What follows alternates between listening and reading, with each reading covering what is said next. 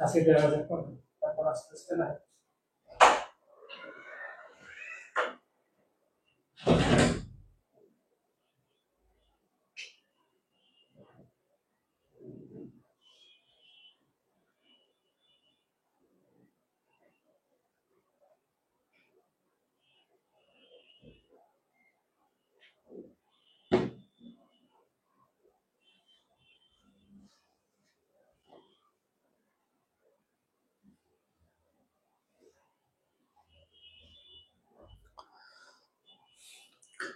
আসসালামু আলাইকুম প্রিয় শিক্ষার্থীবৃন্দ, তোমরা সবাই কেমন আছো?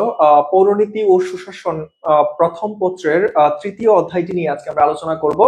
তো তোমরা ক্লাসটা দ্রুত জয়েন করে ফেলো। আমরা প্রত্যেকটা অধ্যায় তোমাদেরকে রিভিশন দিয়ে দেওয়ার চেষ্টা করব। তো আজকে আমরা থার্ড চ্যাপ্টার নিয়ে আলোচনা করব। তো আমি চাইবো যে সবাই অ্যাড হয়ে যাও। আর যারা সালাম দিয়েছো, ওয়ালাইকুম আসসালাম।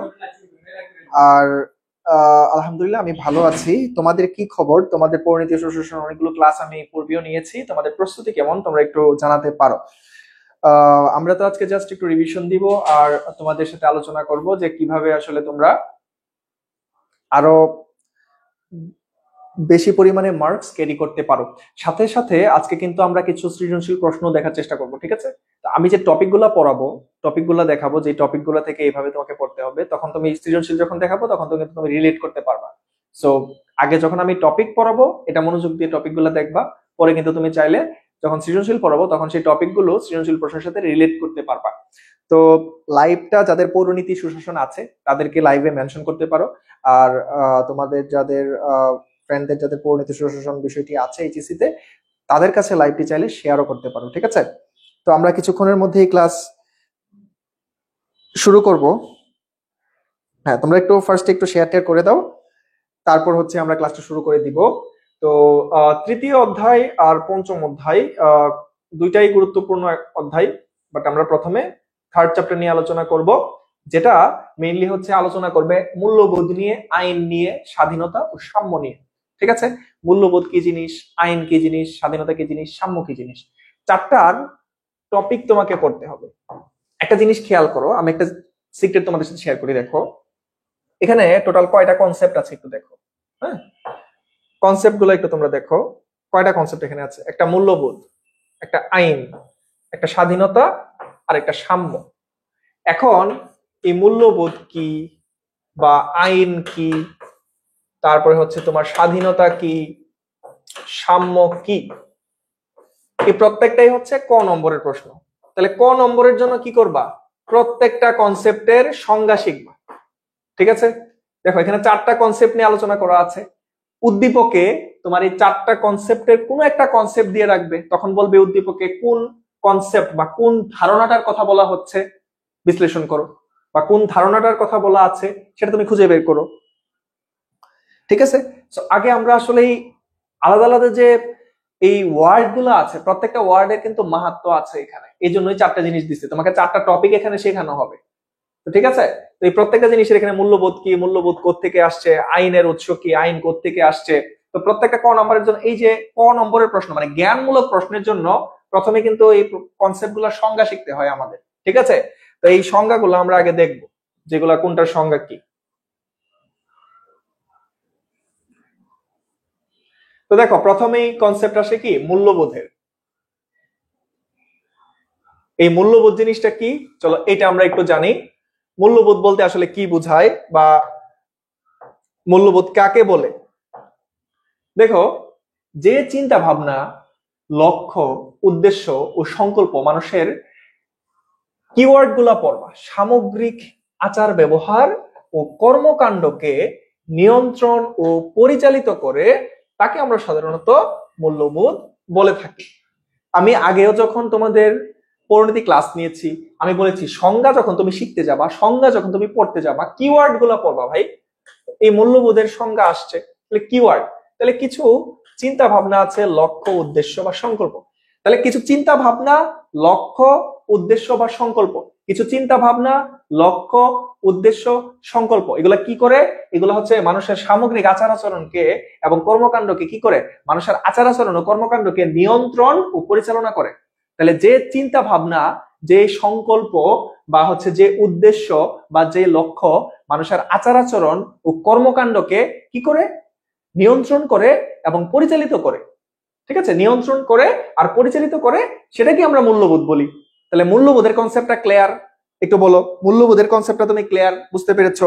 একটু কমেন্ট করো মূল্যবোধের কনসেপ্টটা ক্লিয়ার কিনা।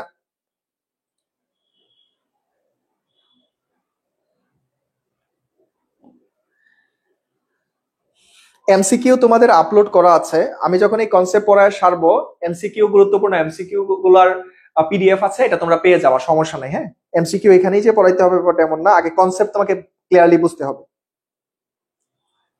তাহলে মূল্যবোধ কিভাবে পড়বা একটু বলো, এই কনসেপ্ট গুলা কিওয়ার্ড ধরে ধরে কিভাবে পড়বা? এই যে এটা একটা কিওয়ার্ড, তাই না? আমরা কিওয়ার্ড ধরে ধরে পড়বো, কিওয়ার্ড ধরে ধরে পড়বো, তাহলে আমি সংজ্ঞাগুলো মনে রাখতে পারবো। তাহলে মূল্যবোধ হচ্ছে কি, কিছু চিন্তা ভাবনা। মূল্যবোধ মানে হচ্ছে আমাদের মানসিক কিছু চিন্তা ভাবনা, আমাদের কিছু লক্ষ্য, উদ্দেশ্য এবং কি সংকল্প, যেগুলো কি করে সমাজে মানুষের সামগ্রিক আচরণকে নিয়ন্ত্রণ ও পরিচালিত করে। মানুষের আচরণ এবং কর্মকাণ্ডকে কি করে নিয়ন্ত্রণ এবং পরিচালিত করে, সেগুলোকে আমরা মূল্যবোধ বলি, খুব সহজ ভাষায়। তো এখন দেখো, এই মূল্যবোধ নিয়ে স্টুয়ার্ট সি ডট, উনি কি একজন রাষ্ট্রবিজ্ঞানী, উনি বলতে চাচ্ছেন যে সামাজিক মূল্যবোধ হলো সেসব রীতিনীতির সমষ্টি যা ব্যক্তি সমাজের নিকট হতে আশা করে এবং যা সমাজ ব্যক্তির নিকট হতে লাভ করে। তাহলে ওভারঅল মূল্যবোধ আমরা জানলাম। তাহলে এখন সামাজিক মূল্যবোধের একটা উৎকৃষ্ট সংজ্ঞা এই স্টুয়ার্ট সি ডট দিয়েছেন। একটা শুধু মূল্যবোধ নিয়ে আসলো, এখন কোনো কারণে সামাজিক মূল্যবোধ কি লিখতে বললো, তাহলে সামাজিক মূল্যবোধ হলো সেসব রীতিনীতির সমষ্টি, মানে সমাজের কিছু নিয়ম কানুন থাকে, যে নিয়ম কানুন গুলা কি করতে হয়, সমাজে যারা বসবাস করে তাদেরকে মেনে চলতে হয়। সমাজে বসবাস করার জন্য মানুষ সমাজের যে নিয়ম কানুন গুলোকে মেনে চলে, সেগুলোকেই মেইনলি আমরা সামাজিক মূল্যবোধ বলি। তাহলে বুঝতে পারছো সামাজিক মূল্যবোধ বিষয়টা কি? তো এখানে এই স্টুয়ার্ট সি ডটের সামাজিক মূল্যবোধের সংজ্ঞাটা পড়বা, এটা তোমার এমসিকিউর জন্য ইম্পর্টেন্ট। হ্যাঁ, এই সংজ্ঞাটা এমসিকিউর জন্য ইম্পর্টেন্ট, যে সামাজিক মূল্যবোধ হলো সেই সব রীতিনীতির সমষ্টি যা ব্যক্তি সমাজের নিকট হতে আশা করে এবং সমাজ ব্যক্তির নিকট থেকে লাভ করে। কিছু রীতিনীতির সমষ্টি, সামাজিক মূল্যবোধ মানেই হচ্ছে কিছু রীতিনীতির সমষ্টি যা কি করে, যে ব্যক্তি সমাজের নিকট থেকে আশা করে এবং সমাজ ব্যক্তির নিকট থেকে এটা কি করে, এই যে রীতিনীতিগুলো মানুষ কোত্থেকে পায়, সমাজ থেকে পায়, এবং সমাজ কি এক্সপেক্ট করে, কি আশা করে যে মানুষ সমাজে ওই রীতিনীতিগুলো মেনে চলবে। ঠিক আছে, ওকে। তাহলে এই বিষয়টা ক্লিয়ার হলে চলো এখন আরো মূল্যবোধ নিয়ে বিস্তারিত আমরা এখন যাই। তাহলে আমরা এখন কনসেপ্ট ক্লিয়ার, মূল্যবোধের কনসেপ্ট আমরা ক্লিয়ার। তাহলে এখন কনসেপ্ট যেহেতু ক্লিয়ার, এখন মূল্যবোধের কি কি বৈশিষ্ট্য আছে আমরা একটু দেখি। মূল্যবোধের বৈশিষ্ট্যগুলো এখন আমরা দেখবো, যে মূল্যবোধে আসলে কি কি বৈশিষ্ট্য আমাদের আছে। এইটা দেখবা যে এই বৈশিষ্ট্যগুলা, এগুলো দেখবা যে তোমার এই গ নম্বর প্রশ্নতে আসে, বা এগুলো অনেক সময় খ নম্বর প্রশ্নতে আসে। সৃজনশীলের ক খ ঘ গ চারটা সেকশন আছে না, এই ক খ গ ঘ, এই চারটা সেকশনের কোনো না কোনো একটা সেকশনে তো এই টপিক থেকে প্রশ্ন আসবে। চারটা সেকশনের জন্য এক একটা সেকশন থেকে এক একটা টপিক আসে। ক নাম্বার সেকশন থেকে বা ক নাম্বার প্রশ্নের জন্য জ্ঞানমূলক প্রশ্ন আসে না? জ্ঞানমূলক প্রশ্নে কি আসে? মেইনলি সংজ্ঞা আসে। এখন দেখবা যে এই যে মূল্যবোধের বৈশিষ্ট্য, হ্যাঁ, এই বৈশিষ্ট্য টাইপের জিনিসগুলো আসে খ নাম্বারের জন্য, বা অনেক সময় গ নাম্বারেও এই টাইপের প্রশ্নগুলো আসে। তাহলে এই এখানে দেখো যে সামাজিক মাপকাঠি, মানুষের কর্মকাণ্ডের ভালো মন্দ বিচার করার ভিত্তি হচ্ছে মূল্যবোধ। এই মূল্যবোধ জিনিসটা হচ্ছে একটা সামাজিক মাপকাঠি, এটা দিয়ে কি করে মানুষের ভালো মন্দ বিচার করে। ঠিক আছে, মানুষের ভালো মন্দ বিচার করার মাপকাঠিটাকেই আমরা এখানে মূল্যবোধ বলতেছি। তো এটা একটু মূল্যবোধ কি ধারণাটা দিল। এখন দেখো মূল্যবোধের আর কি কি বৈশিষ্ট্য আছে। সে হচ্ছে যোগসূত্র যোগসূত্র ও সেতুবন্ধন, মূল্যবোধ সমাজের মানুষকে ঐক্য সূত্রে আবদ্ধ করে।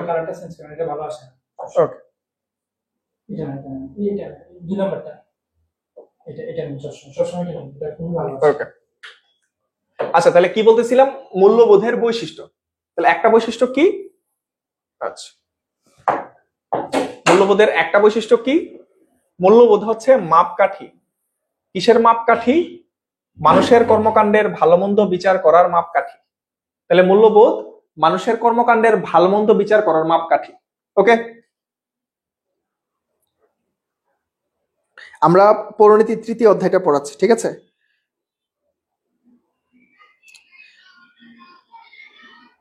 আচ্ছা, হলুদ কালার যেহেতু দেখা যায় না, আমরা তো অলরেডি লাল কালার নিয়েছি, এই এটাকে আর একটু বড় করে দিলে আমাদের সুবিধার্থে। এখন দেখা যাচ্ছে কিনা একটু বলো, এখন পরিষ্কার ভাবে দেখতে পাচ্ছ? এখন পরিষ্কার ভাবে দেখতে পাচ্ছ কিনা একটু বলো, এখন কি পরিষ্কার ভাবে দেখা যাচ্ছে?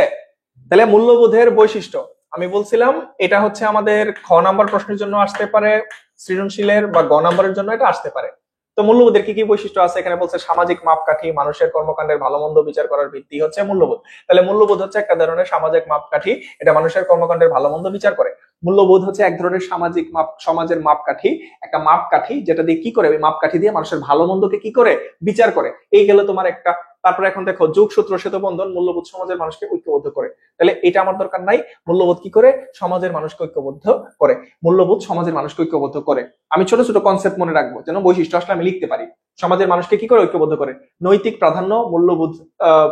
আচ্ছা, এটা দরকার নাই। মূল্যবোধ কিন্তু তোমার আইন নয়, এই জিনিসটা আমার দরকার নাই। আমার এটা এইখানে এটা দরকার, যে মূল্যবোধ কি নাই, মূল্যবোধ হচ্ছে আইন না। মূল্যবোধ হচ্ছে আইন না। একটা হচ্ছে আইন। আইন কি করে, তুমি যদি কোনো খারাপ কাজ করো তোমাকে শাস্তি দেয়। কিন্তু সমাজের কিছু মূল্যবোধ আছে, যেমন বড়দের শ্রদ্ধা করা, ছোটদের স্নেহ করা, রাস্তাঘাটে তোমার হচ্ছে ঝগড়াঝাটি না করা, একজন মানুষকে মানে শুধু শুধু গিয়ে আরেকজন মানুষকে অ্যাটাক না করা, আক্রমণ না করা। এটা সমাজ তোমাকে শিক্ষা দেয় যে এই কাজগুলো তোমরা কইরো না, এটা তুমি তোমার মূল্যবোধ থেকে এই কাজগুলো করো না। ঠিক আছে? আর আইন হচ্ছে তুমি আরেকজনকে মারলে শাস্তি পাইতে হবে। কিন্তু এই আইন এবং মূল্যবোধের মধ্যে এই হচ্ছে পার্থক্য। মূল্যবোধ তুমি নিজের ভেতর থেকে, তোমার নৈতিকতা থেকে তুমি একটা ভালো কাজ করো, খারাপ কাজ থেকে দূরে থাকো। তো এটা হচ্ছে মূল্যবোধ। তাহলে এটা বলতেছে মূল্যবোধ আইন নয়, এর বিরোধিতা বেআইনি না। এখন তুমি কোনো কারণে বড়দের শ্রদ্ধা করতে নাই পারো, এর জন্য তোমাকে শাস্তি পাইতে হবে না। এটা মূলত এক প্রকার সামাজিক নৈতিকতা। সামাজিক নৈতিকতা, তুমি যে একজন মানুষ, মানুষ যে সামাজিক জীব, তার মধ্যে যে নৈতিকতা আছে, তার মধ্যে একটা ভালো দিক আছে, এটাকে তুমি প্রতিফলিত করাই হচ্ছে মূল্যবোধ। কারণ সমাজ তোমাকে কিছু নিয়ম দিয়ে দিয়েছে। সমাজে চলতে গেলে, ধরো বাংলাদেশের সমাজ, এক একটা সমাজের তো এক একটা নিয়ম কানুন থাকে। আমাদের সমাজের নিয়ম কানুন কি, আমরা শালীন ভাবে চলাচল করব, আমরা ছোটদের স্নেহ করব, বড়দের শ্রদ্ধা করব, আমরা সালাম দিব একজন আরেকজনকে, আমরা একজনের একজনের সাথে ঝগড়াঝাটিতে লিপ্ত হব না। এগুলো সমাজের নিয়ম। এই নিয়মগুলো না মানলে তোমার শাস্তি হবে না, বাট এই নিয়মগুলো আমরা নৈতিকতা থেকে কি করি, মেনে থাকি। তো মূল্যবোধের মেইন ব্যাপারটাই কিন্তু এটা। এটা কতগুলা কি নৈতিকতার উৎস এই মূল্যবোধ। তো দেখো, বৈচিত্র্যতাময় ও আপেক্ষিক। মূল্যবোধ কি, বৈচিত্র্যতাময় ও আপেক্ষিক। মানে মূল্যবোধ অনেক রকমের হইতে পারে, সামাজিক মূল্যবোধ, রাজনৈতিক মূল্যবোধ, অর্থনৈতিক মূল্যবোধ। এই জন্য মূল্যবোধ হচ্ছে এই বৈচিত্র্যময়, আপেক্ষিক, পরিবর্তনশীলতা ও নৈর্ব্যক্তিতা। মানে পরিবর্তনশীলতা, নৈর্ব্যক্তিতা মানে কি? তো পরিবর্তনশীলতা মানে মূল্যবোধ কিন্তু টাইম টু টাইম চেঞ্জ হয়। 2000 সালের দিকে বা 1800 সালের দিকে সমাজের মূল্যবোধ যেরকম ছিল, 2025 সালে এসে কিন্তু সমাজের মূল্যবোধ কি থাকবে না, একই রকম থাকবে না। তাহলে মূল্যবোধ পরিবর্তনশীল। মূল্যবোধ কি, পরিবর্তনশীল। মূল্যবোধের মধ্যে কি আছে, বৈচিত্র্যতা আছে। তাহলে এখন যদি বৈশিষ্ট্যগুলো আসে, তুমি প্রথমেই লিখবা যে মূল্যবোধ হচ্ছে এক ধরনের সামাজিক মাপকাঠি, যা দ্বারা মানুষের ভালো মন্দ বিচার করা হয়, ভালো মন্দ বিচার করা যায়, মানুষের কর্মকাণ্ডের ভালো মন্দ কি করা যায়, বিচার করা যায়। মূল্যবোধ হচ্ছে পরিবর্তনশীল, টাইম টু টাইম মূল্যবোধ কি হয়, সময়ে সময়ে মূল্যবোধ পরিবর্তন হয়। মূল্যবোধ হচ্ছে বৈচিত্র্যময়, কারণ মূল্যবোধ অনেক ধরনের হতে পারে, সামাজিক, অর্থনৈতিক, রাজনৈতিক, ধর্মীয়। ঠিক আছে? তো তারপরে আর কি আছে দেখি, চলো। এই যে এখানে আলাদা করে বলা আছে, হ্যাঁ, মূল্যবোধের বৈশিষ্ট্যগুলো এখানে সংক্ষেপে দেওয়া আছে। এগুলো কি আছে, এই যদি এই জিনিসগুলো পড়ো, এই সংক্ষেপে যদি এগুলো একটু মুখস্থ করে ফেলো, তাহলে তোমার বৈশিষ্ট্যটা ক্লিয়ার হয়ে যাবে। মূল্যবোধ হচ্ছে এই সামাজিক মাপকাঠি, কি করে সেটা, ভালো মন্দ, সে ভালো মন্দ পরিমাপ করে, সমাজে মানুষের ভালো মন্দ পরিমাপ করে। তারপরে হচ্ছে নৈতিক প্রাধান্য। নৈতিক প্রাধান্য মানে কি, মানে আমরা মূল্যবোধ মানি নৈতিকতা থেকে, আমাদের এগুলো নিয়ে আলোচনা করেছি। তো এই পয়েন্টগুলো যদি পড়ো, তাহলে কিন্তু তোমার এই বৈশিষ্ট্য তুমি ক্লিয়ার হয়ে যাবা। ওকে, এখন সব মূল্যবোধের ভিত্তি বা উপাদান, মানে এই মূল্যবোধটা আসলে কোত্থেকে আসছে, কি কি জিনিস নিয়ে মূল্যবোধ তৈরি হয়েছে, এটা জানা জরুরি। দেখো, মূল্যবোধ কি কি জিনিস নিয়ে তৈরি হয়েছে। গণতান্ত্রিক সমাজ ব্যবস্থায় যে উপাদানগুলো মূল্যবোধের ভিত্তি বা উপাদান বলে স্বীকার করা হয়, নিম্নে সেগুলো উল্লেখ করা হলো। তাহলে এই মূল্যবোধের ভিত্তি বা উপাদান আসলে কোনগুলা, নীতি ও ঔচিত্যবোধ। এখানে যদি কোনো কনসেপ্ট তুমি না বুঝো, সেটা কিন্তু চাইলে কমেন্ট করতে পারো। এই ঔচিত্যবোধ মানে কি, তোমার কোনো একটা কাজ করা উচিত। আমরা বলি না, ধরো রাস্তায় একটা ইয়ে পড়ে আছে, কলার খোসা পড়ে আছে, বা তুমি একটা ড্রিঙ্ক খেয়েছো, একটা মোজো খেয়েছো, বা একটা পেপসি খাইছো, খেয়ে কি করেছো? তুমি চিন্তা করতেছো এটাকে আমি রাস্তায় ফেলে দিব, নাকি এটা আমি ডাস্টবিনে নিয়ে ফেলবো? এই যে তোমার ঔচিত্য বোধ, একটা চিন্তা যে আমার তো এখানে রাস্তায় ফেলা এটা ঠিক না, রাস্তাটা সুন্দর, এটা আমি কেন নষ্ট করব, এই যে ঔচিত্য বোধ, এইটা থেকে তোমার মূল্যবোধ উঠে আসছে। এটা মূল্যবোধের একটা উপাদান। তারপরে এই যে নীতি, মানুষের তো একটা নীতি থাকে, নীতিবান হয় না মানুষ, যে আমি কখনো অন্যায় করব না, অন্যায়ের সাথে আপোষ করব না। তো এই নীতি ও ঔচিত্য বোধ থেকে, মানে নীতি ও ঔচিত্য বোধ কি মূল্যবোধের একটা ভিত্তি বা একটা উপাদান। মূল্যবোধের মধ্যে এই নীতি ও ঔচিত্য বোধ থাকলে তুমি বুঝবা কি এটা তোমার তোমার মধ্যে এক ধরনের মূল্যবোধ আছে।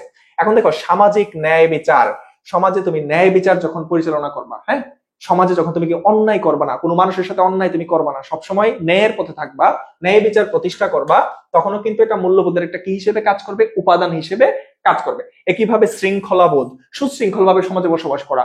কলেজ থেকে ছুটি হয়েছে, উচ্ছৃঙ্খলের মতো দৌড়ায়া দুষ্টামি করে বের হচ্ছ, এটা কখনোই ঠিক না বা কাম্য না। হ্যাঁ, ঝগড়াঝাটি করতেছো ক্লাসমেটদের সাথে বা তোমার প্রতিবেশীর সাথে, এটা কখনোই কি না, এই ঔচিত্য বোধের সাথে যায় না, এটা শৃঙ্খলা পরিপন্থী, শৃঙ্খলা বদ্ধভাবে তুমি জীবনযাপন করছো না। তাহলে শৃঙ্খলা বোধ হচ্ছে কি এই মূল্যবোধের একটা ভিত্তি বা উপাদান। একইভাবে দেখো, সহনশীলতা, একজন মানুষের প্রতি আরেকজন মানুষ সহনশীল থাকা।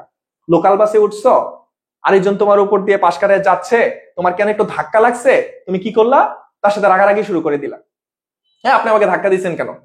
এই যে সহনশীলতা কম, মানে এটা মানে কি সহনশীলতা তোমার নাই। সহনশীল হলে তুমি কি করতা, আচ্ছা ভাই ঠিক আছে, আপনি ধাক্কা না দিয়েও তো বসতে পারতেন, বা ওইভাবে বসেন আর কি, ধাক্কা দিয়েন না। তো এই যে তোমার হচ্ছে এটা কি বলতেছে, যে সহনশীল, সহনশীল হইতে হবে, হুদায় রেগে যাওয়া যাবে না, হুদায় আরেকজন মানুষের সাথে বাজে আচরণ করা যাবে না। তো এই বিষয়গুলো আসলে আমাদেরকে মূল্যবোধ, এই জিনিসগুলাই আমাদেরকে শেখায়। ওকে,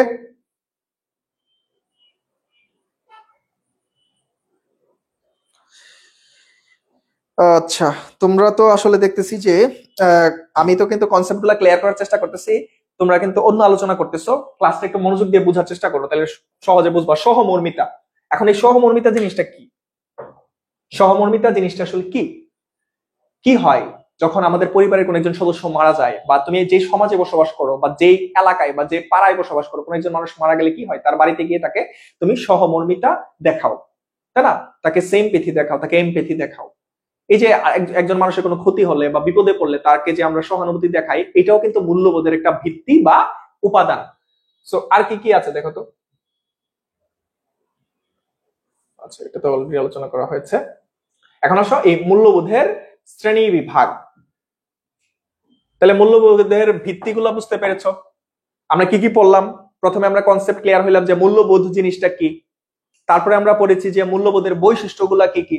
তারপরে আমরা পড়েছি কি মূল্যবোধের ভিত্তি বা উপাদানগুলো কি। টপিকগুলো ক্লিয়ার রাখবা। টপিকগুলো যখন তোমার ক্লিয়ার থাকবে, তাহলে তোমার হচ্ছে উদ্দীপক ধরতে সুবিধা হবে। আমরা যখন সৃজনশীল একটু পরে প্র্যাকটিস করবো, তখন দেখবা উদ্দীপক ধরতে সুবিধা হচ্ছে। তাহলে এই টপিকগুলো আমাদের ক্লিয়ার থাকতে হবে। ওকে, তাহলে মূল্যবোধের শ্রেণী বিভাগ, কত ধরনের মূল্যবোধ? আমি বলছিলাম অনেক ধরনের মূল্যবোধ হয়। সামাজিক মূল্যবোধ, সামাজিক মূল্যবোধ জিনিসটা কি? ওই যে সমাজে সবার সাথে ভালোভাবে আচরণ করা, হ্যাঁ, তারপরে হচ্ছে অধ্যুতপূর্ণ আচরণ না করা, উচ্ছৃঙ্খল আচরণ না করা, সমাজের যে নিয়ম কানুন আছে এগুলা মেনে চলা হচ্ছে সামাজিক মূল্যবোধের অন্তর্গত। রাজনৈতিক মূল্যবোধ, রাজনৈতিক মূল্যবোধ কোনটা? এক রাজনৈতিক দল আরেক রাজনৈতিক দলের সাথে মারামারি করে একজন একজনকে মাইরা ফেলতেছে, এটা কি রাজনৈতিক মূল্যবোধের মধ্যে পড়ে না? রাজনৈতিক মূল্যবোধ মানে রাজনৈতিক যে দলগুলো আছে তাদের মধ্যে সহনশীলতা থাকবে, তাদের মধ্যে কি থাকবে, তাদের মধ্যে হচ্ছে তোমার ভ্রাতৃত্বের বন্ধন থাকবে।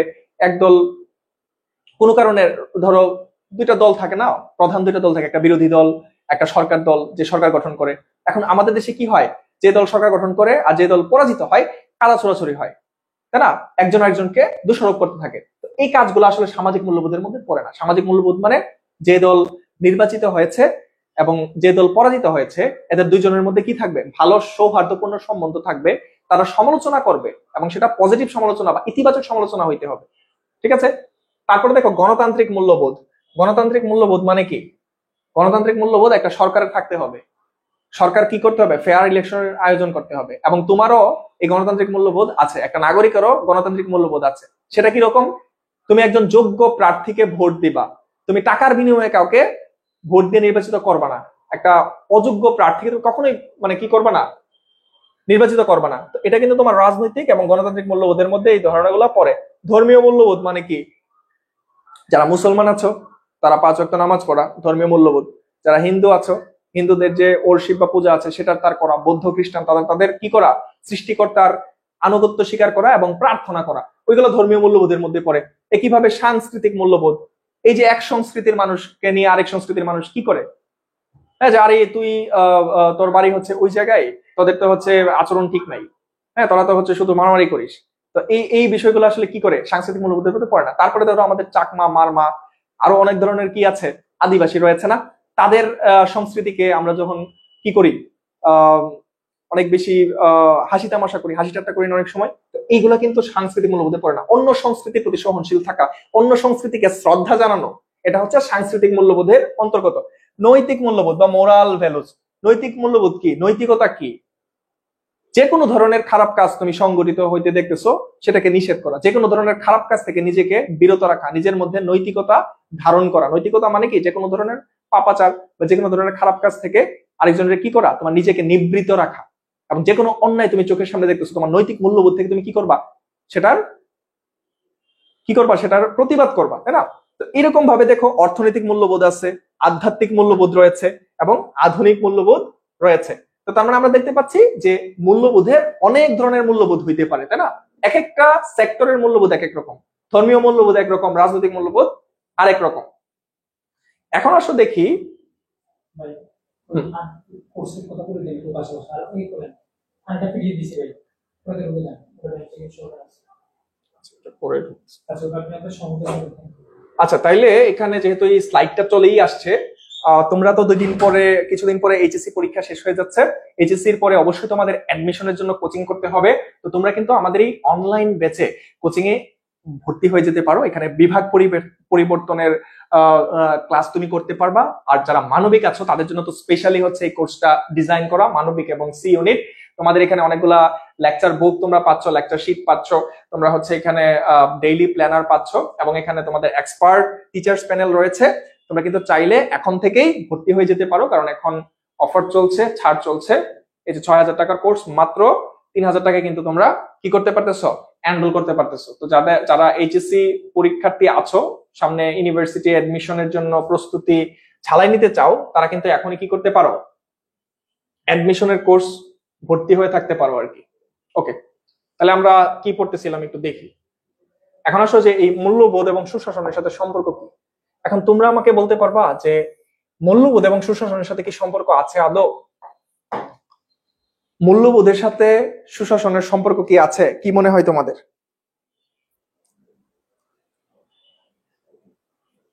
তাহিয়া জাহিন, প্রথম অধ্যায়ে আমরা গতকাল পড়েছি, ঠিক আছে?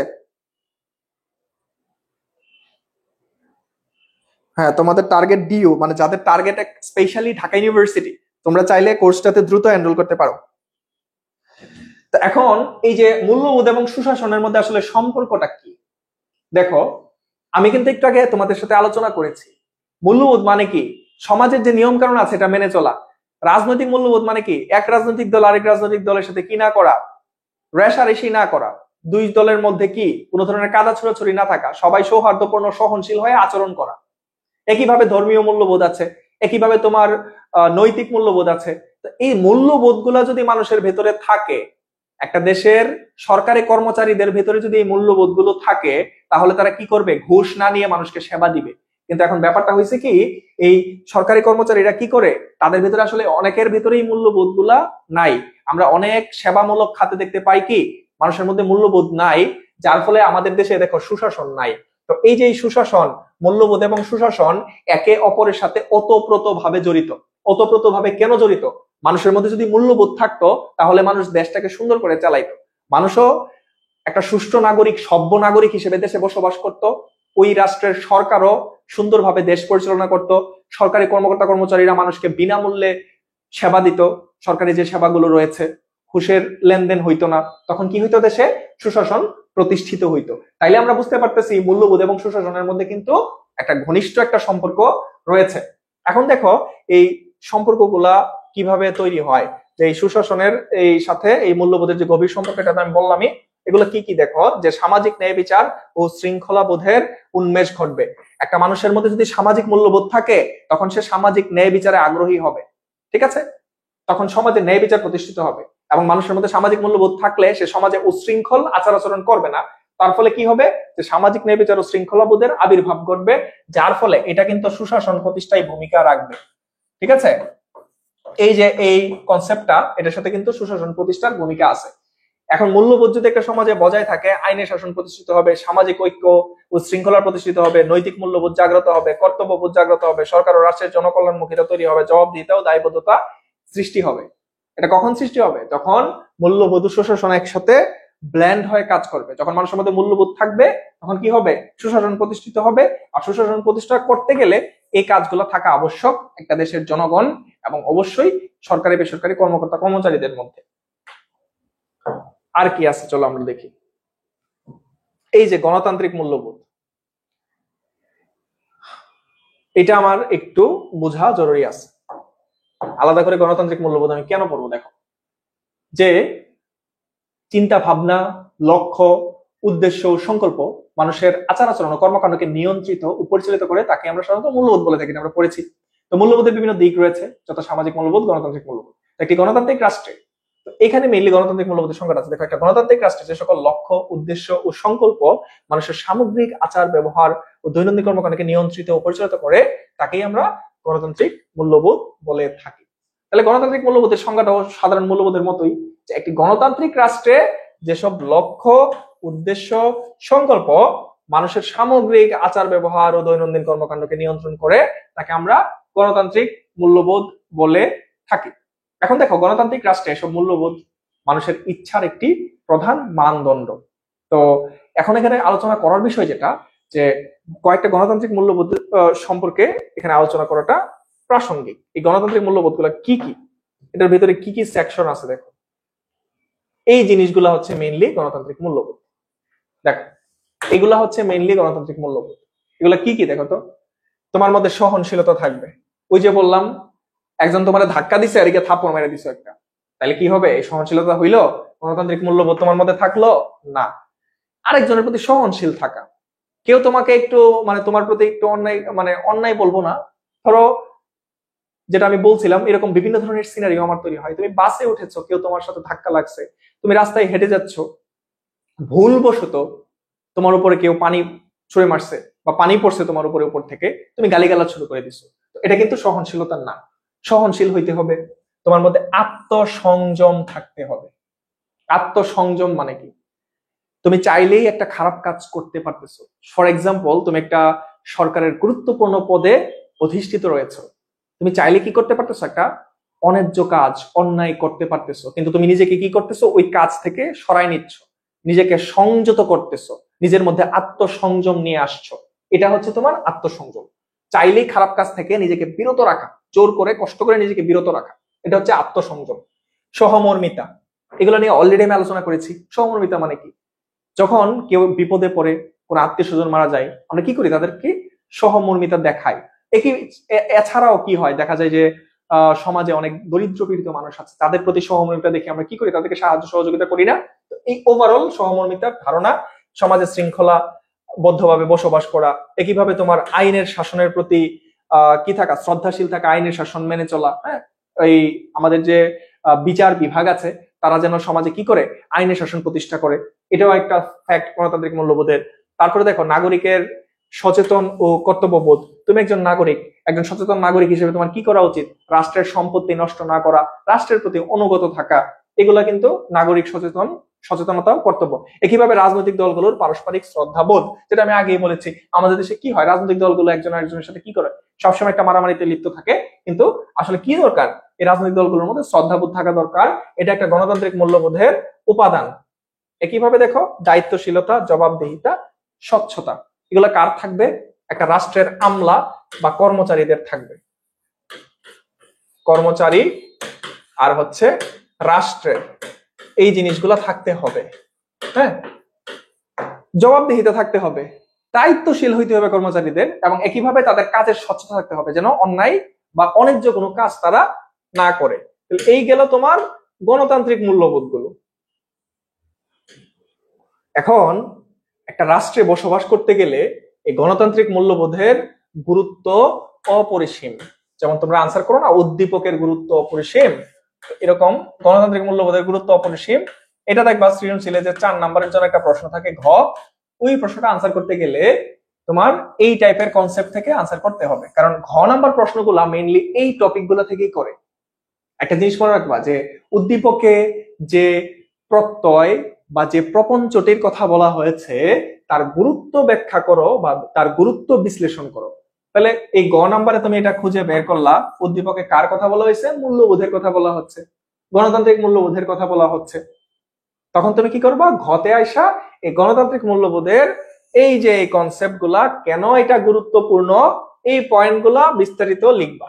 জাতীয় সভ্যতা সংস্কৃতি ও ঐতিহ্যের ভিত্তি গণতান্ত্রিক মূল্যবোধ, তারপরে জাতীয় উন্নতির চাবিকাঠি গণতন্ত্রের মূল্যবোধ, দেশাত্মবোধ তৈরি করে গণতান্ত্রিক মূল্যবোধ, সামাজিক বন্ধন ও জাতীয় ঐক্য সুদৃঢ় করে, নাগরিকের ব্যক্তিত্ব বিকাশে সাহায্য করে। তো এই পয়েন্ট গুলো তুমি কি করবা, গণতান্ত্রিক মূল্যবোধ যখন আনসার করতে যাবে এটার গুরুত্ব, এই পয়েন্ট গুলো তুমি অবশ্যই লিখবা পরীক্ষায়।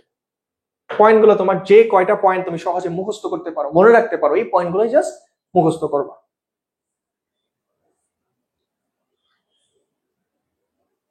আচ্ছা, সেম ভাবে দেখো গণতান্ত্রিক মূল্যবোধ যেমন গুরুত্বপূর্ণ, তোমার একটা দেশের সুশাসন প্রতিষ্ঠা করার জন্য কিন্তু গণতান্ত্রিক মূল্যবোধ গুরুত্বপূর্ণ। তুমি যদি গণতান্ত্রিক মূল্যবোধ গুলো মেনে চলো, স্বচ্ছতা, জবাবদিহিতা, দায়বদ্ধতা তোমার যদি থাকে, একটা রাজনৈতিক দল যদি আরেকটা রাজনৈতিক দলের প্রতি শ্রদ্ধাশীল হয়, নাগরিক যদি তার অধিকার এবং কর্তব্যগুলো ঠিকঠাক ভাবে মেনে চলে, তখনই কিন্তু আমাদের দেশে কি হবে, তখনই আমাদের দেশ কেন যে কোনো দেশ এই কাজগুলো করবে, এই সুশাসন প্রতিষ্ঠিত হবে, তখনই সুশাসন প্রতিষ্ঠিত হবে। গণতান্ত্রিক মূল্যবোধ গুলো যদি তুমি মেনে চলো, এগুলো মেনে চললেই কিন্তু তোমার সুশাসন প্রতিষ্ঠিত হবে। এই যে দেখো জবাবদিহিতা, স্বচ্ছতার কথা, দায়িত্বশীলতার কথা যেগুলো বলছিলাম, একই কথাবার্তা ঘুরে ফিরে আসছে। তাহলে তোমাকে জাস্ট কি করতে হবে, কনসেপ্টটা মুখস্থ করতে হবে, কনসেপ্টটা বুঝতে হবে যে কি বুঝাইতে চাচ্ছে। এই পর্যন্ত যে আলোচনাটা করলাম বা আলোচনা করছি, তোমরা কি বুঝতে পারছো? একটু কমেন্ট আমি একটু দেখি, বলতো। তোমরা তো সবাই যার যার মতো কনসেপ্ট নিজেরা নিজেদের কনসেপ্ট নিয়ে আলোচনা করছো, বাট যারা ক্লাসটা করছো মনোযোগ দিয়ে একটু বলতো এগুলো বুঝতে পারছো কিনা, কনসেপ্ট গুলো বুঝতে পারছো কিনা। কনসেপ্ট বুঝতে পারলে অর্থনীতি আর এই পৌরনীতি প্রথম পত্র ধুমায় বানায় লিখতে পারবা, প্রচুর বানায় লিখতে পারবা। আমি কিন্তু এই জন্য কনসেপ্ট বুঝাইতে চাচ্ছি। বলো কনসেপ্ট বুঝতেছো কিনা, একটু কমেন্ট করো। কমেন্ট পড়লে বুঝতে পারবো যে তোমরা আসলে ক্লাস মনোযোগ দিয়ে করছো। একটু কমেন্ট করো কনসেপ্ট গুলো বুঝতেছো কিনা, কনসেপ্ট গুলা বুঝতেছো কিনা, একটু কমেন্ট করো।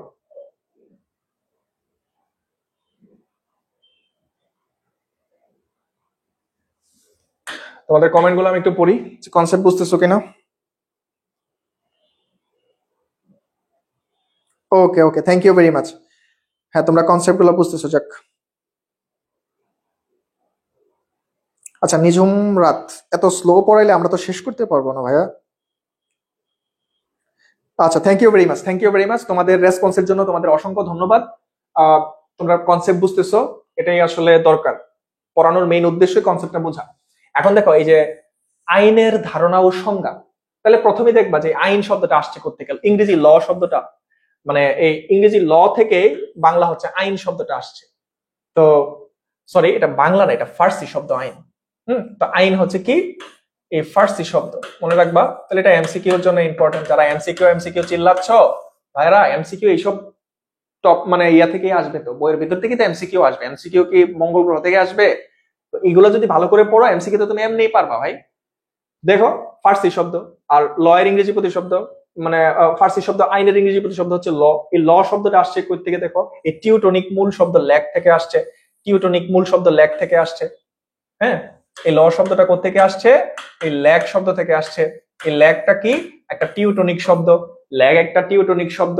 তাহলে এটা প্রায় ক নাম্বার প্রশ্নতে আসে যে ইংরেজি ল শব্দটি কোন শব্দ থেকে আসছে, তখন তুমি আনসার করবা টিউটনিক মূল শব্দ ল্যাগ থেকে ল শব্দটা আসছে। ক্লিয়ার? এই টাইপের জিনিসপত্র আসবে। এখন আরেকটা জিনিস খেয়াল করো যে এরিস্টটল ল এর সংজ্ঞা কিভাবে দিয়েছে।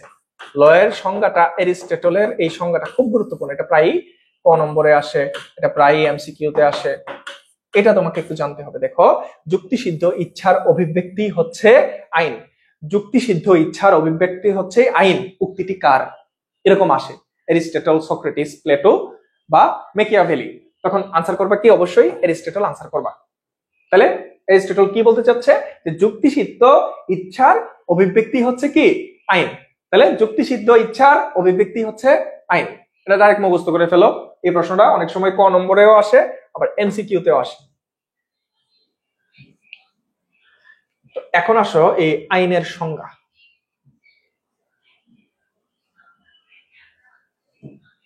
এই সংজ্ঞাটা আমরা নিব। আচ্ছা, এটা তো আর বড় করলে, এটা দেখো, আইনের একটা সর্বজন গ্রাহ্য আর চমৎকার সংজ্ঞা প্রদান করেছে আমেরিকা মানেই তো যুক্তরাষ্ট্র। তো যুক্তরাষ্ট্রের প্রাক্তন রাষ্ট্রপতি উড্রো উইলসন। এটাও এমসিকিউতে প্রায় আসে যে আইনের সব থেকে চমৎকার এবং উৎকৃষ্ট সংজ্ঞা কে প্রদান করেছে? মার্কিন যুক্তরাষ্ট্রের একজন প্রাক্তন রাষ্ট্রপতি উড্রো উইলসন আইনের একটা চমৎকার সংজ্ঞা প্রদান করেছে। এই সংজ্ঞাটা কি? তার মতে দেখো, আইন হলো মানুষের স্থায়ী আচার ব্যবহার ও চিন্তাধারার সেই অংশ যা রাষ্ট্রের স্বীকৃত বিধিতে পরিণত হয়েছে এবং যার পশ্চাতে রাষ্ট্রীয় কর্তৃত্বের সুস্পষ্ট সমর্থন আছে। এটা এমসিকিউর জন্য একটু পড়বা, ঠিক আছে? এই জিনিসটা এমসিকিউর জন্য, যে আইন, এই সংজ্ঞাটা উড্রো উইলসন কি দিয়েছে, এটা এমসিকিউর জন্য একটু দেখবা।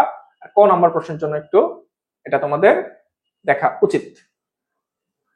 এখন আসো আরেকটা ইম্পর্টেন্ট জিনিস। এখানে আইনের উৎস নিয়ে এক একজন ব্যক্তি এক একটা কথা বলছে।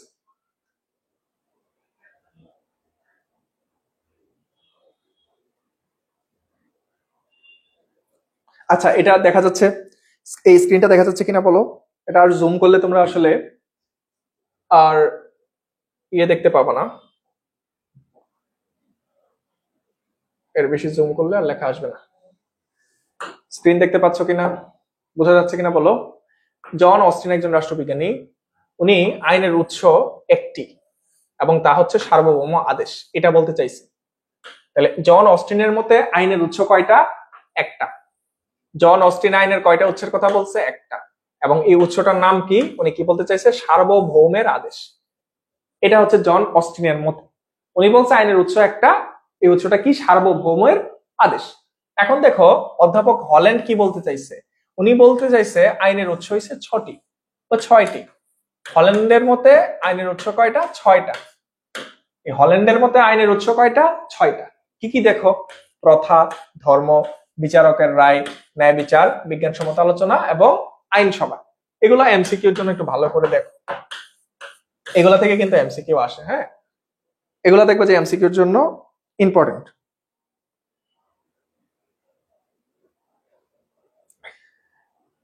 আচ্ছা, দেখা যাচ্ছে তো? আই থিঙ্ক আমি তো এখান থেকে দেখতে পাচ্ছি। আর বড় করলে তোমার পুরো লেখাটা আসবে না, ঠিক আছে? পুরো লেখাটা তোমরা এই 6টা উৎস এর একসাথে দেখতে পারবা না। তাহলে এটা মনে রাখবা, জন অস্টিনের মতে আইনের উৎস একটা, এটা হচ্ছে সার্বভৌম আদেশ। আর অধ্যাপক হল্যান্ডের মতে আইনের উৎস হচ্ছে 6টা। এগুলো হচ্ছে প্রথা, ধর্ম, বিচারকের রায়, ন্যায় বিচার, বিজ্ঞানসম্মত আলোচনা এবং আইনসভা, ঠিক আছে?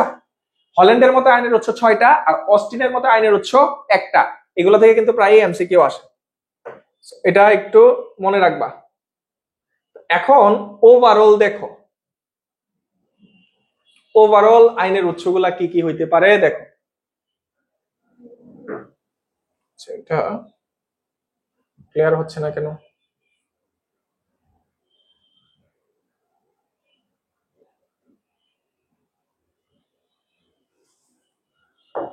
আচ্ছা, এটা কি দেখা যাচ্ছে?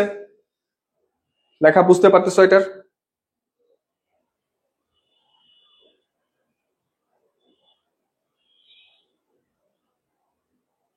হ্যাঁ, পিডিএফ এগুলো দেওয়া হবে। আচ্ছা, এগুলো কি দেখা যাচ্ছে কিনা একটু বলো? এই ছকটা দেখতে পাচ্ছ? ছক দেখা যাচ্ছে?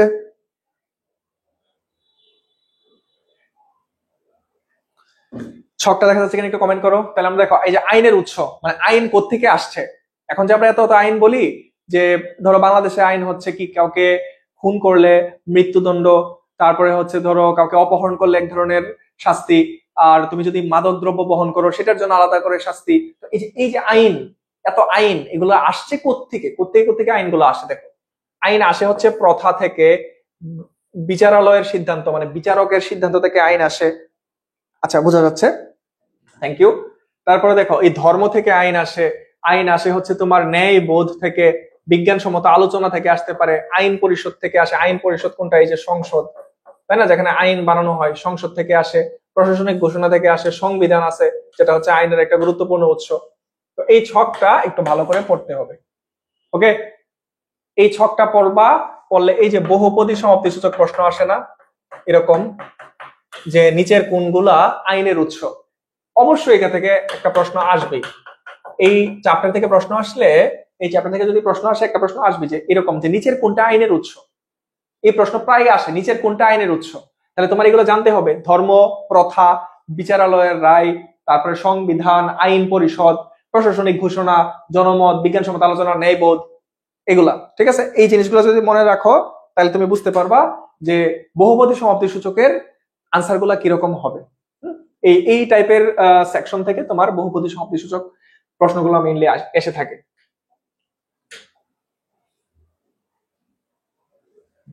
তো এখন দেখো এখানে প্রথা নিয়ে আলাদা করে আলোচনা করা আছে। হ্যাঁ, প্রথা জিনিসটা কি, তারপরে ধর্ম আসলে কি, প্রথা জিনিসটা আসলে কি। দেখো যে এই প্রথাকে বলা হচ্ছে আইনের একটি সুপ্রাচীন উৎস। তাহলে প্রথাটা কি? প্রথা হচ্ছে আইনের একটা সুপ্রাচীন উৎস। বহু বছর আগে থেকে, ধরো আজকে থেকে 200 বছর আগে থেকে সমাজে কি হয়ে আসছে? বিবাহ প্রথা প্রচলিত আছে। মানে একসাথে একজন নারী পুরুষ একসাথে যদি থাকতে চায়, তাদেরকে অবশ্যই বিবাহ বন্ধনে আবদ্ধ হতে হবে। আজকে থেকে 200 বছর আগে থেকে একটা প্রথা চলে আসতেছে, তোমরা যারা সমাজের সিনিয়র সিটিজেন আছে, মানে বৃদ্ধ মানুষ আছে, তাদেরকে আমরা শ্রদ্ধা করব, আর যারা ছোট মানুষ আছে তাদেরকে আমরা কি করব? সম্মান করব। তো এছাড়াও আরো কিছু এরকম প্রথা আছে যেগুলা বর্তমান সময়ে অনেক দেশেই কি হয়েছে? আইনে রূপান্তরিত হয়ে গেছে। তো এটাই বলতেছে, তাহলে প্রথা আইনের একটা সুপ্রাচীন উৎস। এখন দেখো যে প্রথা কাকে বলতেছে? যে প্রাচীন কাল থেকে যেসব আচার ব্যবহার, রীতিনীতি, অভ্যাস সমাজে অধিকাংশ জনগণ কর্তৃক সমর্থিত, স্বীকৃত এবং পালিত হয়ে আসছে, এগুলো প্রথা। তো অনেক দেশে দেখবা এই প্রথাই আইনের উৎস। দেখো এখানে আছে, এই গ্রেট ব্রিটেনের সাধারণ আইন এরূপ প্রথা ভিত্তিক। তাহলে কোন রাষ্ট্রের আইন প্রথা ভিত্তিক, বা কোন অঞ্চলের বা কোন উপমহাদেশের আইন প্রথা ভিত্তিক? এটা হচ্ছে কিন্তু গ্রেট ব্রিটেন। কোন দেশের আইন প্রথা ভিত্তিক? Great Britain. এখানে দেখছো দুইটা গুরুত্বপূর্ণ এমসিকিউ আছে।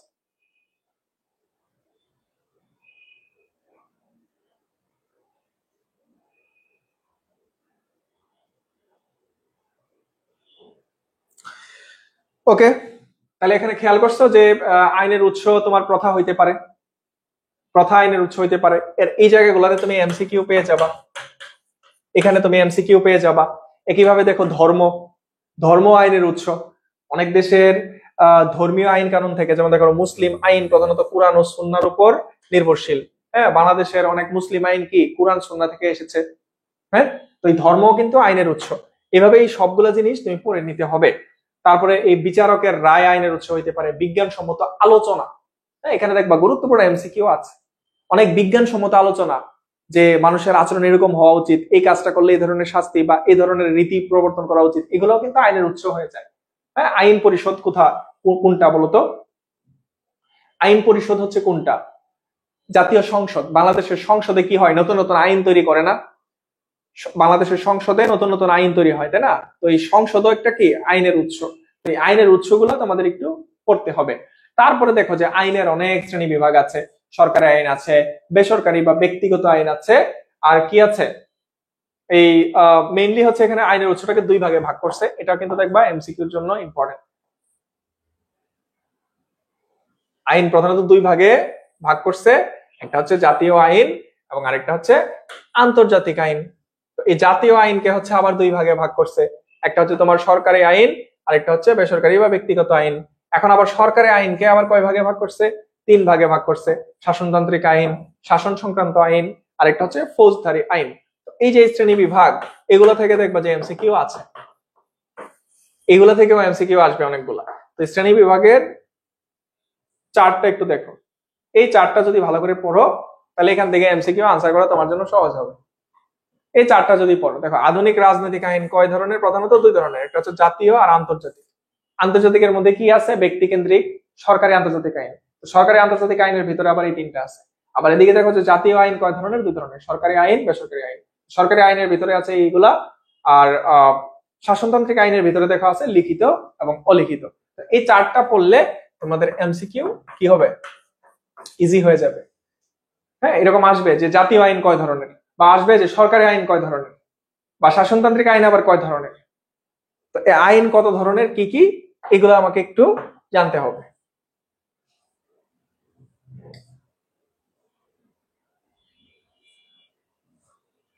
সর্বশেষ যে পার্টটা, সেটা হচ্ছে নৈতিকতা। নৈতিকতা জিনিসটা কি? দেখো, নৈতিকতা ইংরেজি প্রতিশব্দ এই মোরালিটি। নৈতিকতার ইংরেজি প্রতিশব্দ মোরালিটি। এই মোরালিটি শব্দটা আসছে হচ্ছে ল্যাটিন মোরালিটাস থেকে, যার অর্থ সঠিক আচরণ বা চরিত্র। তাহলে মোরালিটি শব্দ কোত্থেকে আসছে? এই ইংরেজি প্রতিশব্দটা আসছে ল্যাটিন শব্দ মোরালিটাস থেকে। তাহলে এটা দেখবা, এটা ক নম্বর প্রশ্নের জন্য দেখবা, এটা এমসিকিউর জন্য দেখবা যে মোরালিটি শব্দটা কোত্থেকে আসছে। বাংলা নৈতিকতা শব্দটা আসছে ইংরেজি মোরালিটি থেকে, এবং এই মোরালিটি শব্দটা আসছে ল্যাটিন শব্দ মোরালিটাস থেকে, যার অর্থ আচরণ। কেমন আচরণ? সঠিক আচরণ বা চরিত্র। এখন দেখো, গ্রিক দার্শনিক সক্রেটিস, প্লেটো এবং এরিস্টটল সর্বপ্রথম তারা এই নৈতিকতার উপর গুরুত্ব দিচ্ছেন। কারা? সক্রেটিস, প্লেটো, ওরা এবং এরিস্টটল, তারা হচ্ছে নৈতিকতার উপর গুরুত্ব দিয়েছে। এখন সক্রেটিসের কিছু ধারণা আছে, এটা পড়বা। সক্রেটিস বলছে যে সৎ, গুণী, জ্ঞান, তিনি বিশ্বাস করতেন যে জ্ঞানী গুণী ব্যক্তিরা অন্যায় করতে পারে না। মানে নৈতিকতা আসলে কোনো আইন না, এটা মনে রাখবা। নৈতিকতা জিনিসটা কি না, এই নৈতিকতা কিন্তু আইন নয়। নৈতিকতা কিন্তু আইন নয়। তোমার ভিতর নীতিবোধ থেকে এই নৈতিকতাটা আসে, যে তুমি চাইলেই তোমার ছোট কাউকে তুমি ধরে মারতে পারো, কিন্তু তোমার নৈতিক নীতিবান, তুমি নীতিবান মানুষ, তুমি শুধু শুধু আরেকজনের গায়ে কেন হাত তুলবা, মারবা না।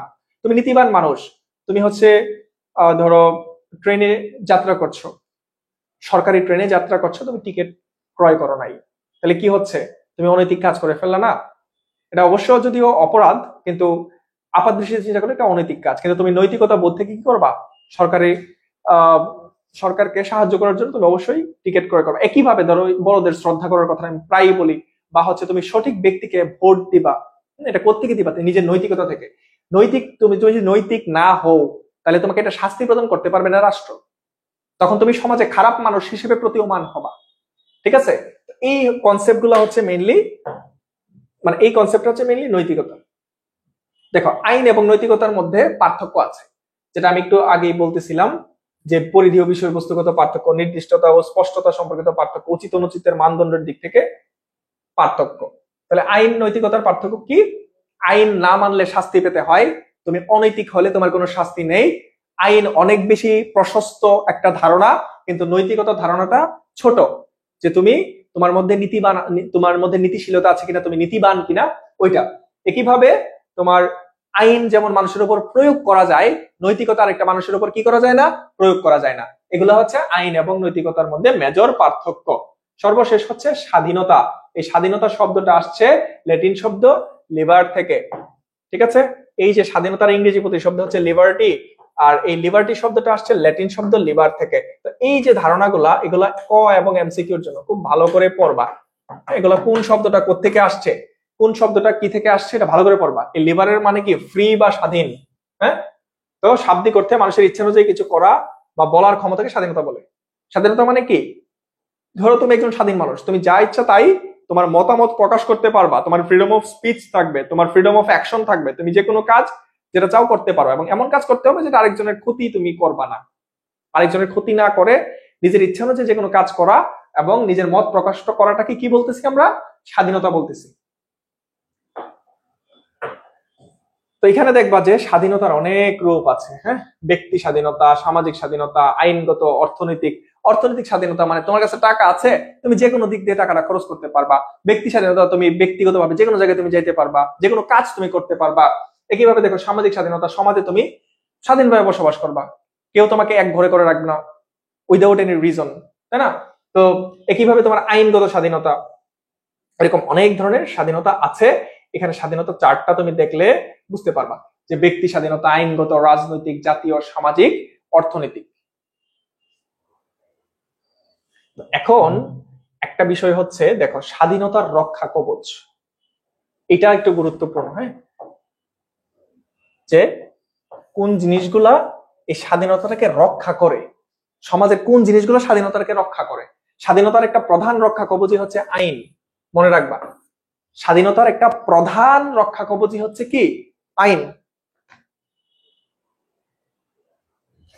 হ্যাঁ, পিডিএফ তোমাদের দেওয়া হবে, সমস্যা নাই। এছাড়া দেখো সংবিধানের মৌলিক অধিকারের সমাবেশ, দায়িত্বশীল শাসন ব্যবস্থা, প্রত্যক্ষ গণতান্ত্রিক পদ্ধতি, আইনের অনুশাসন, ক্ষমতা স্বতন্ত্রীকরণ নীতি, বিচার বিভাগের স্বাধীনতা, ক্ষমতার বিকেন্দ্রীকরণ, এই যে এই কনসেপ্ট গুলা, এই জিনিসগুলা কি করে?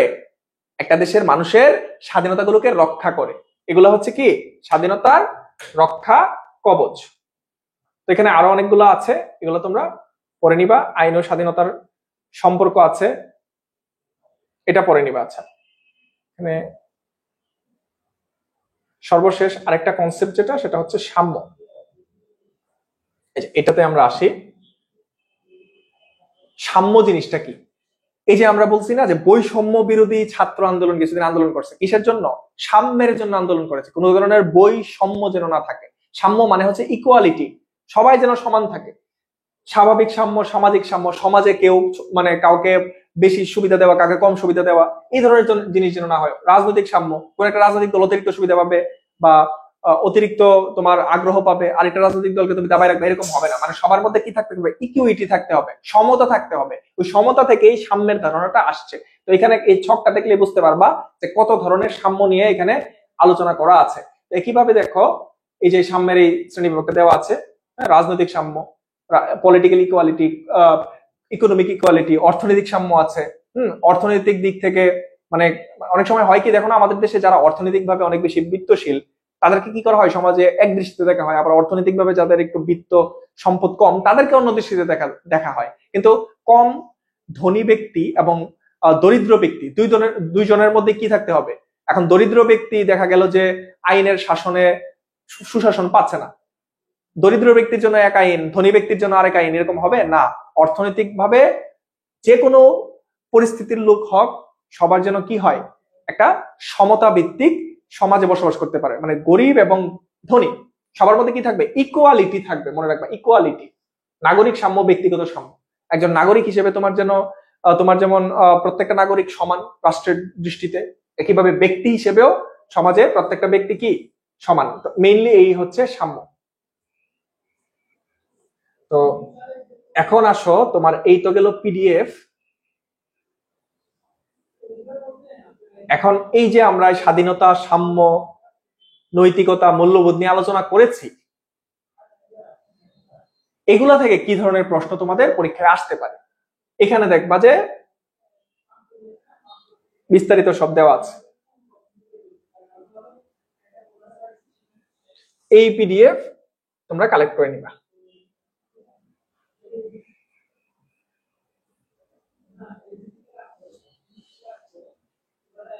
এই যে এখানে দেখো,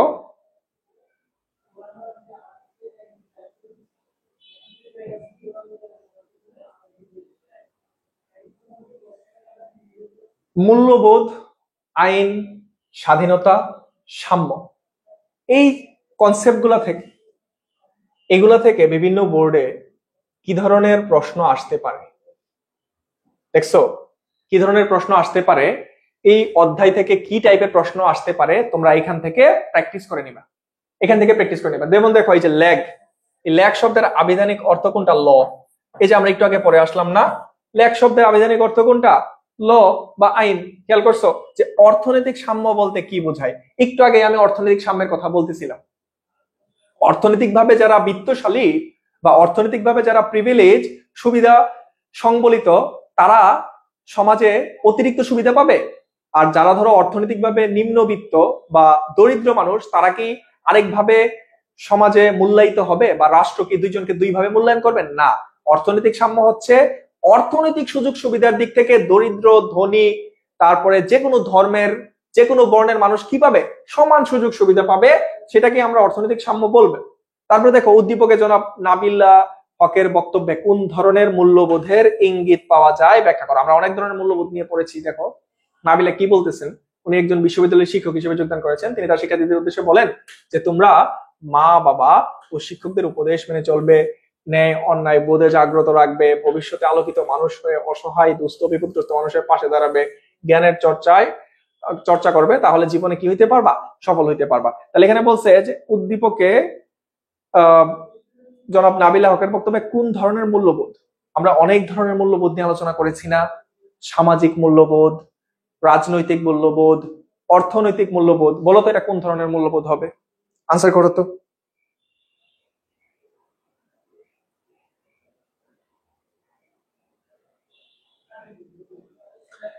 এটা কোন মূল্যবোধ হবে বলো? এখানে কোন মূল্যবোধের ইঙ্গিত পাওয়া যায়? কোন মূল্যবোধের ইঙ্গিত পাওয়া যায়? মূল্যবোধ নিয়ে বহুত আলোচনা করছি, বলো তো দেখি কোন মূল্যবোধের ইঙ্গিত পাওয়া যায়?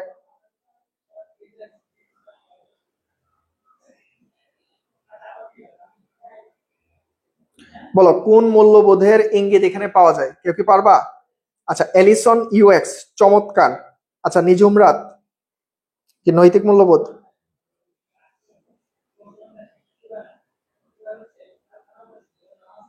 আচ্ছা এখানে সামাজিক মূল্যবোধ। আচ্ছা আচ্ছা এলিসন ইউএক্স, না তুমি তো সামাজিক মূল্যবোধ বলেছো। আচ্ছা নৈতিক মূল্যবোধ কারা, তারা হাত তুলো।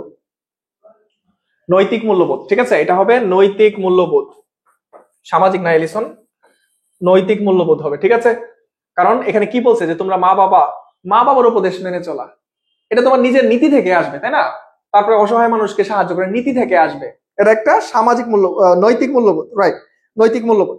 আর সামাজিক মূল্যবোধ হচ্ছে সমাজের নিয়ম কানুন মেনে চলা, সমাজে সুশৃঙ্খল ভাবে বসবাস করা, ঠিক আছে। তাহলে এটা তো এই যে আনসার করতে পারতেছো। তো এই নৈতিক মূল্যবোধের সাথে খেয়াল করো যে সুশাসনের সম্পর্ক, এটা তোমরা বের করবা, এটা আনসার করবা আর কি। তারপরে দেখো এখানে গুরুত্বপূর্ণ বিভিন্ন বোর্ডে আসা গুরুত্বপূর্ণ ক নম্বর প্রশ্ন দেওয়া আছে, আইন প্রধানত কত প্রকার, সাম্য কি, নৈতিকতা কি, আইন কি, প্রথা কি, এগুলো একটু পড়ে নিবা। খ নম্বরের অনুধাবনমূলক অনেকগুলো প্রশ্ন আছে, এগুলো তোমাদের দিয়ে দেওয়া হবে। আর সর্বোপরি এখানে গুরুত্বপূর্ণ বহু নির্বাচনী প্রশ্নগুলো অ্যাড করা আছে। এখানে অধ্যায় শেষে গুরুত্বপূর্ণ বহু নির্বাচনী প্রশ্নগুলো অ্যাড করা আছে, এমসিকিউ, যেগুলো নিয়ে তোমরা অনেক বেশি টেন্সড। এক নজর ওই স্লাইড পড়া শেষ হইলে এক নজরে এমসিকিউ প্রশ্নগুলো একটু পড়ে নিবা, তাইলে কি হবে, একটা কমপ্লিট পড়াশোনা হয়ে যাবে। এমসিকিউ গুলা পড়লা, এখানে একটা সিকিউ আছে, সিকিউ গুলা সলভ করলা, ক খ প্রশ্নগুলো একটু দেখে গেলা, কমপ্লিট প্রিপারেশন হয়ে যাবে। তো আজকে আমরা এই থার্ড চ্যাপ্টারটাতেই পড়া শেষ করব, ঠিক আছে। হ্যাঁ পিডিএফ পাবা, তোমরা গ্রুপে যোগাযোগ করো, পিডিএফ পেয়ে যাবা।